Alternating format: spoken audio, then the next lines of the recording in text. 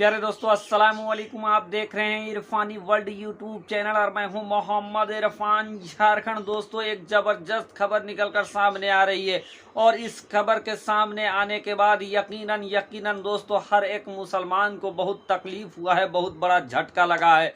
और दोस्तों ये हिंदुस्तान के इतिहास में पहली बार ऐसा नापाक हरकत किसी ने करने का साजिश किया है और साजिश क्या दोस्तों उसको इम्प्लीमेंट कर दिया है, उसको कर दिया है।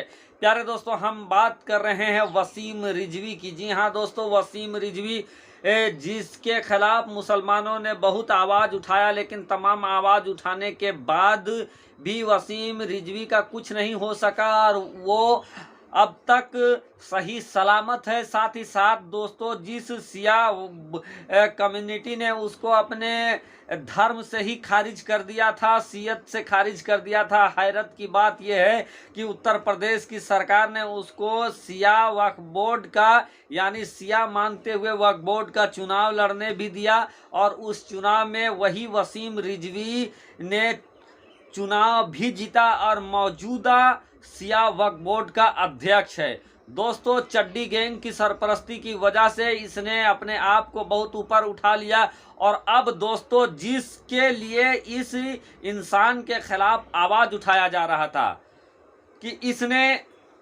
कुरान के खिलाफ सुप्रीम कोर्ट में याचिका दायर किया था कि कुरान मुकद्दस से 26 आयतों को हटाया जाए, लेकिन दोस्तों सुप्रीम कोर्ट ने फटकार कर डांट कर जुर्माना लगाकर इसको वहां से भगा दिया था वसीम रिजवी को। लेकिन दोस्तों इसकी जुर्रत देखिए कि जिस चीज़ को सुप्रीम कोर्ट माननीय सुप्रीम कोर्ट ने गलत माना, जिस चीज़ को गलत मानते हुए सुप्रीम कोर्ट ने इसको वहां से फटकार लगाकर भगा दिया, जुर्माना भी लगाया। दोस्तों उसी वसीम रिजवी ने उसी काम को कर दिखाया है दोस्तों। और दुनिया भर के मुसलमान, हिंदुस्तान के मुसलमान अब भी कहाँ गायब है। दोस्तों सबसे पहले मैं आपको वसीम रिजवी का ये ऑडियो सुनाता हूं, उसके बाद अपनी बात को मैं आगे रखूंगा। तो चलिए वसीम रिजवी का ये ऑडियो आप खुद सुन लीजिए। सीरियल से नहीं थे, उनका क्रम संख्या ठीक करते हुए एक नया कुरान मजीद तैयार कर दिया है। मैंने प्रधानमंत्री जी को उसका एक मॉडल भेजा है अपने पत्र के साथ में और उनसे कहा है कि वो सभी मदरसों में और मुस्लिम समाज में पढ़वाए जाने की व्यवस्था सुनिश्चित कराएं और बहुत जल्द ये कुरान मजीद मार्केट में भी उपलब्ध होगा, जो मैंने सही किया है और यही सही कुरान मजीद है। मैंने कुरान मजीद में से 26 वो विवादित आयतें जो आतंकवाद को बढ़ावा देती थी उनको हटाकर और कुरान मजीद के जो सूरे थे वो सीरियल से नहीं थे, उनका क्रम संख्या ठीक करते हुए एक नया कुरान मजीद तैयार कर दिया है। मैंने प्रधानमंत्री जी को उसका एक मॉडल भेजा है अपने पत्र के साथ में और उनसे कहा है कि इस कुरान मजीद को सभी मदरसों में और मुस्लिम समाज में पढ़वाए जाने की व्यवस्था सुनिश्चित कराएं और बहुत जल्द ये कुरान मजीद मार्केट में भी उपलब्ध होगा, जो मैंने सही किया है और यही सही कुरान मजीद है। दिखाने की कोशिश करूंगा।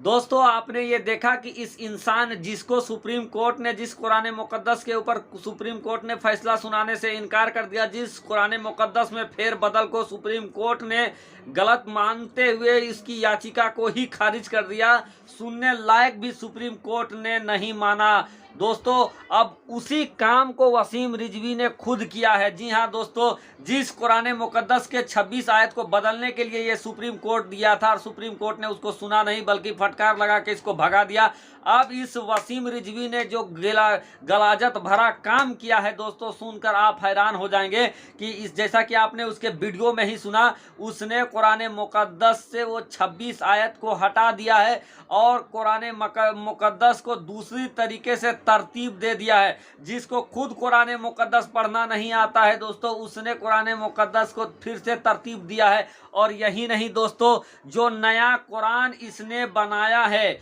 उस नया कुरान को, जैसा कि इसके द्वारा ही आपने सुना कि उस नया कुरान को इसने देश के प्रधानमंत्री नरेंद्र मोदी को भेजा है कि मोदी जी, मैंने जो बनाया है उसको आप देख लीजिए। जो चड्डी गैंग वाले देखना चाहते थे, जो चड्डी गैंग की जो मांग थी और जिसके पीछे लगा था, मैंने उसी तरीका का काम किया है। अब इसको आप देखिए। साथ ही साथ भारत के जितने मदरसा हैं और धार्मिक स्थल हैं, उनमें इस कुरान को बांटिए, वहां पर भेजवाने का काम कीजिए।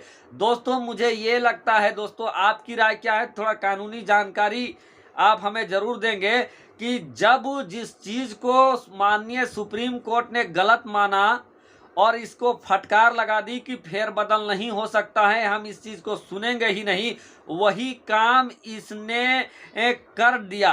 यानी 26 आयत को हटाया, जैसा कि इसने बताया है, और कुरान को फिर से दूसरा तरतीब दिया है। तो दोस्तों, क्या ये माननीय सुप्रीम कोर्ट की अवहेलना नहीं है? क्या माननीय सुप्रीम कोर्ट का ये अपमान नहीं है? दोस्तों, अगर आपके पास कानूनी जानकार हैं, अगर आप या यहाँ में से कोई ऐसे कानून के जानकार इस वीडियो को देख रहे हैं, तो आप हमें बताएंगे। साथ ही साथ दोस्तों, सबसे बड़ी शर्मनाक बात यह है कि इतना बड़ा गलत काम इसने किया है, इस वसीम रिजवी ने। आज तक इस्लाम के बड़े से बड़े दुश्मन ने भी ये काम नहीं किया था जो काम इस इंसान ने किया है। दोस्तों, आप समझ सकते हैं कि सियों के अंदर भी कितने गद्दार रहते हैं कि जिस सिया कम्युनिटी ने इसको सियत से खारिज कर दिया था, और जब सिया वक्फ बोर्ड का वोट होता है तो चूंकि सरकार की पूरी सरपरस्ती इसके ऊपर है, चूंकि जगह जगह पर इसके खिलाफ मुजाहरा हुआ है, इसके गिरफ्तारी के मांग किया गया, लेकिन जो योगी का सरकार है, योगी के सरकार ने इसको कुछ किया नहीं, बल्कि इसको एक तरीके से संरक्षित ही रखा। चूंकि अगर सरकार चाह लेती तो जमीन के नीचे से खोद कर निकालती वसीम रिजवी को और सलाखों के पीछे ठूंस देती, लेकिन ऐसा हुआ नहीं। मुसलमान चीखते रह गए। मुसलमानों का कलेजा फटता है तो फटने दो, योगी को कुछ जाता नहीं है। और अब उसी हुकूमत में वहीं पर उत्तर प्रदेश में बैठकर इसने कुरान को बदलने का काम किया है और मुसलमान खामोश है। मैं तो हैरान हूं। ऐसे इंसान के ऊपर दुनिया भर के मुसलमानों का एक बहुत बड़ा एक्शन लेना चाहिए कि इसने कुरान को बदलने का काम किया है, कुरान से छेड़छाड़ किया है। दोस्तों, कुरान मुकद्दस पूरे दुनिया का किताब है और कुरान मुकद्दस की बात और हुर्मत के लिए आवाज उठाना पूरे दुनिया के मुसलमानों का हक है और जिम्मा है दोस्तों, कुरान मुकद्दस के लिए आवाज उठाना। और इस वसीम रिजवी ने कुरान मुकद्दस के साथ इतनी बड़ी बदतमीजी, बदसलूकी की है कि इसने कुरान से छेड़छाड़ किया है, कुरान से 26 आयतों को हटाया है, कुरान को फिर से अपने तरीके से तरतीब दिया है। तो दोस्तों, इस पूरे मामले में आपकी क्या राय है? क्या पूरा देश, पूरी दुनिया के मुसलमानों को इसके खिलाफ उठना चाहिए या नहीं? और आपकी क्या राय है इसके इस नापाक हरकत पर? दोस्तों, वीडियो को आगे शेयर करें ताकि दुनिया भर के लोगों को इसकी इस करतूत का पता चल सके। शुक्रिया, आदाब।